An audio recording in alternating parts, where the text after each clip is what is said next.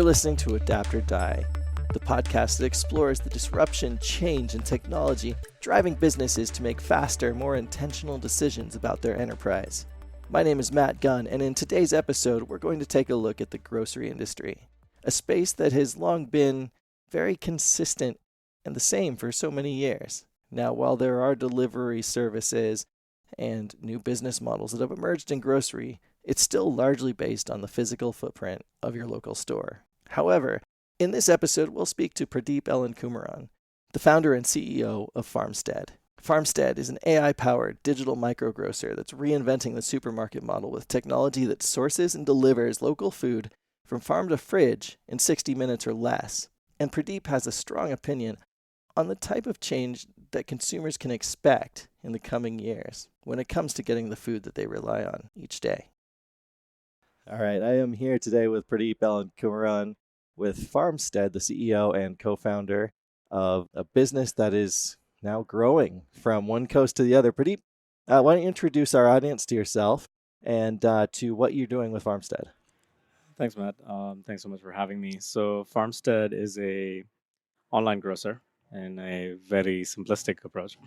But what we really are a technology company that's using prediction and data to really cut down the costs of making it possible to bring you as a customer products at the same price that you're paying at the supermarket with no other fees.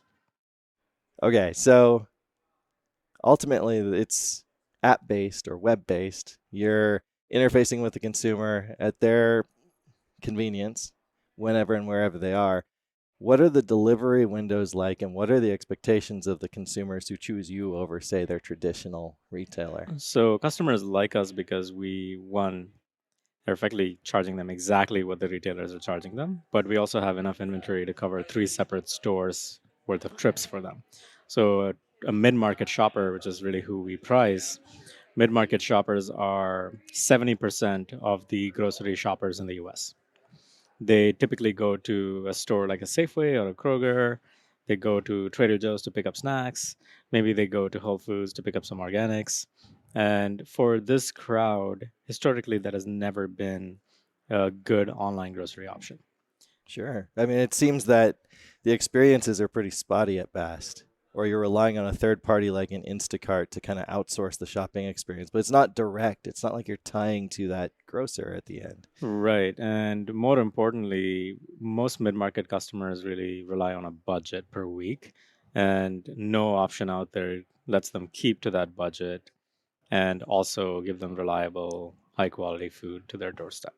So the Farmstead approach is we will get you inventory whenever and wherever possible, as local as possible.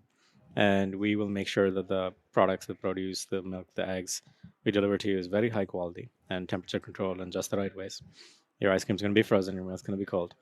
And we can give you 3 delivery windows per day, or if you live in San Francisco, a perfect delivery in about 35 minutes. And most customers wind up signing up for our weekly program. And Farmstead Weekly is a very unique beast. It's a free delivery once a week that you commit to, but of course you can skip it anytime you want. And for this free delivery window, you can add as many products as you would like, and you can subscribe and save. Now, do people use those deliveries, especially the really subscription-based ones, for the really repeatable, like household products, the things that you'd like almost take for granted, like your milk, your bread? Is that like kind of the commodity shop, or are people kind of relying on that now to build really repeatable cost structures for their household? A little bit of the latter, but this is actually a pretty interesting point. Historically, we've kind of siloed off into, okay, there's this predictable piece, and that should be pre-scheduled. And there's this real-time piece that I'm going to have to pay a little bit more money to get. But we're breaking that model completely. So the weekly program allows you to adjust your order until an hour and a half or 2 hours before the delivery window starts on the day of delivery. So it's both the predictable, I've already preset these items, and it allows you to add as many items as you want on the day of delivery. And this is very different. And of course, you're not paying any other fees. And if anything, you're paying less than what you're paying at the supermarket because there's refill and save, which is our subscribe and save. And also, I mean, if you're offering competitive or in often cases the best prices on that, something that occurs to me is that as more of the grocery shopping experience goes online, as there are more apps available, all of a sudden the disparity in prices between a grocer is going to be exposed. You're no longer paying for the high touch of, like, say, a really specialty grocery store. You're just paying for that thing that you need, and you're looking for the best possible price. The competitive differentiation for the traditional store kind of goes away, right? For sure. And also, the technology that we're using is vastly different and vastly better. So, if we can get you the ability to fill $100 cart in about 5 minutes with a UI that is fully transparent about price changes, why wouldn't you? And on top of this, our ability to curate just the right SKUs means that we can start connecting more and more customers to very specific products, which means over time, those prices for those products drop.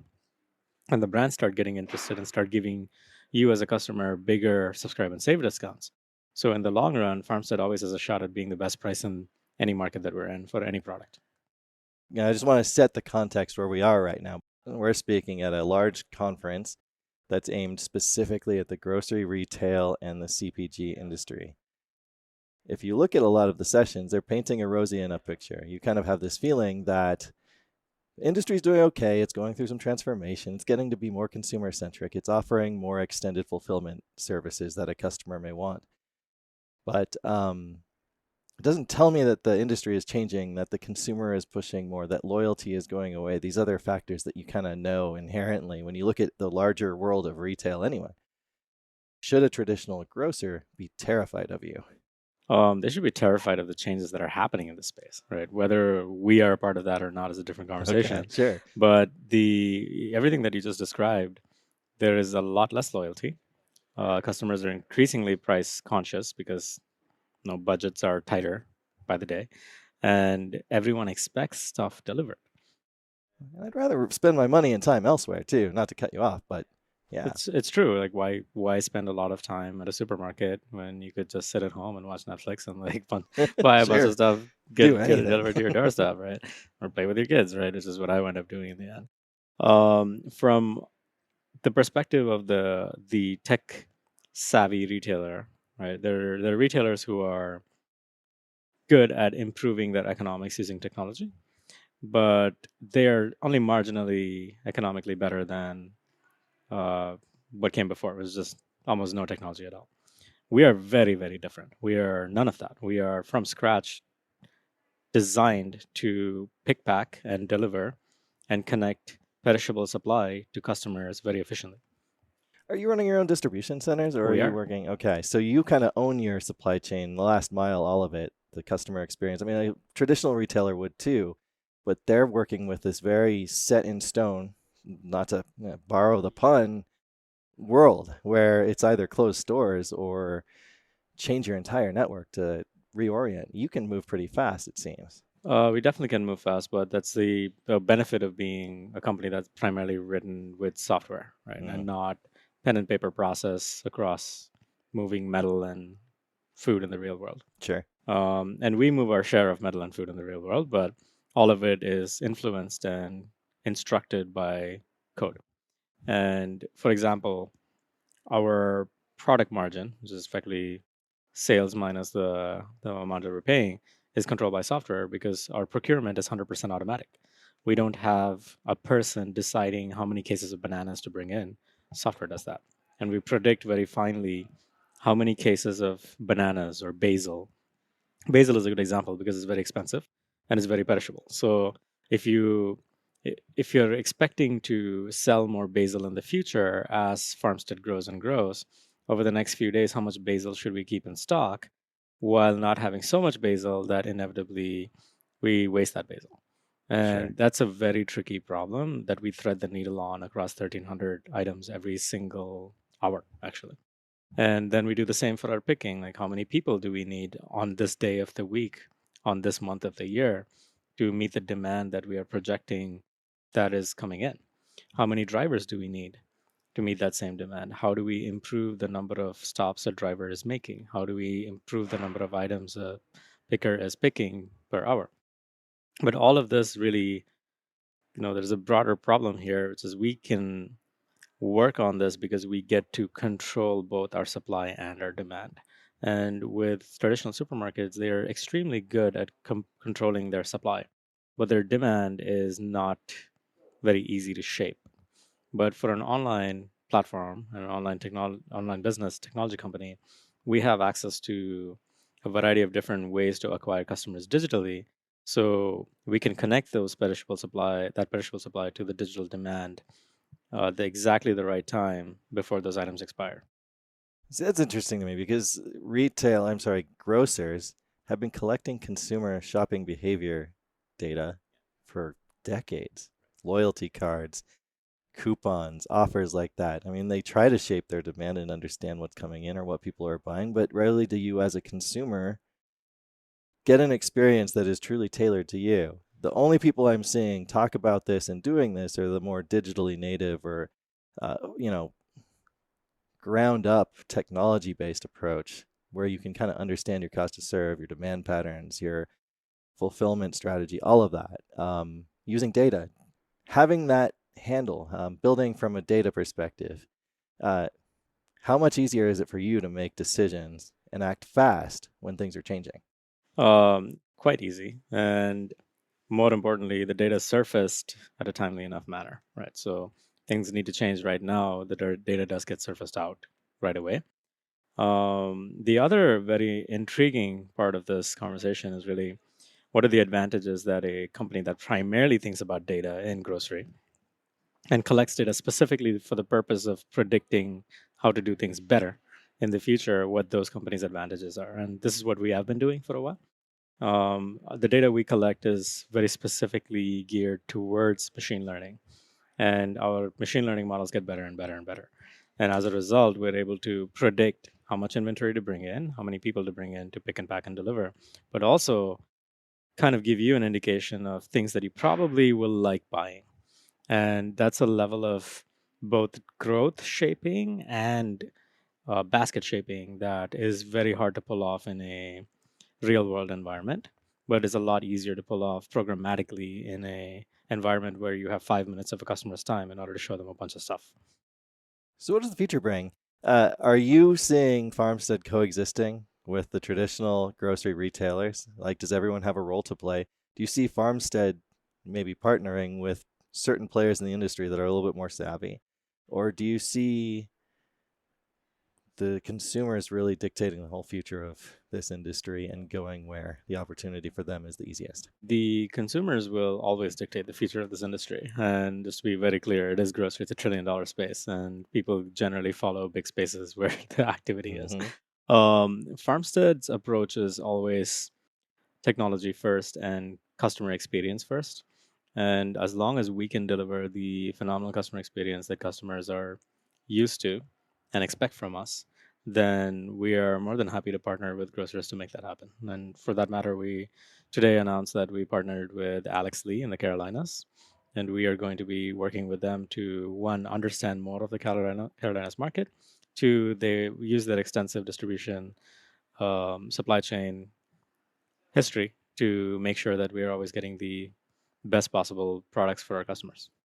Yeah. See, it seems like there's a tremendous opportunity there as you're entering new markets. Like you kind of know where you've been the last few years, but I imagine every region is going to be different. And so to grow and scale, not only do you have to have the discipline in the data management and the decision making, but also that really localized and contextual know how so that you can make it work and scale in these new locations. Right. And we have to be pragmatic because one company cannot do all of it. And there's just too much nuance and complexity here. And there have been decades and decades and decades of work done to improve these supply chains, get stuff to the right place. But we are in a new land, and all of us are recognizing it, and which is the whole point of this conference, where Right. we are looking to figure out what the things that are actually relevant. And even from last year to this year, the sophistication on the software that's available has massively leveled up, right? And the things that 2 years ago we were taking as our first steps in are things that are now productized and delivered at scale for a bunch of different grocers, ready to use off the shelf. And that's very exciting and it definitely bodes well for the future of the space.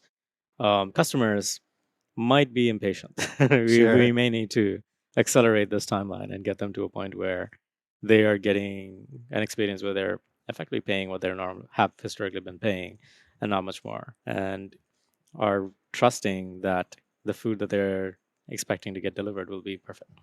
Yeah, no, there's a lot at stake. I mean, it almost feel like we're entering this post-supply chain phase where in the past it was all about moving things efficiently and across very large lanes to like bringing the entire experience the shortest possible and most local route to be the most relevant to the consumer you're serving right now. I mean, I think the space, all of us in this space have been a little bit spoiled by the fact that we've somehow convinced these customers to come to our locations and take stuff from our big fridge to their little fridge. Right. That's changing, and they no longer can do that. We have to deliver from our big fridge to their little fridge. Yeah, it's a completely different proposition, but that seems to be where it's going.